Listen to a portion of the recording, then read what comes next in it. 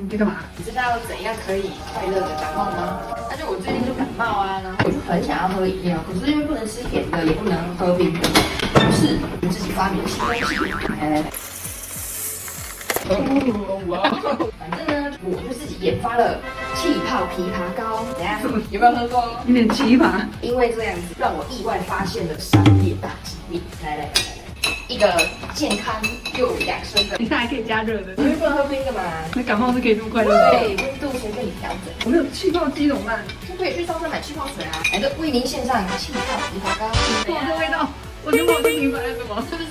你知道可口可乐之前它也是感冒药，它很像那个黑手沙。对，没错。而且可口可乐的发明者也是药师，真假对，的？他应该是全世界最有钱的药师了。我们是不是应该把所有的糖浆都拿去打对，我也这样子觉得。又健康又开心，可以吃甜的，然后又跟他喝可乐，爽。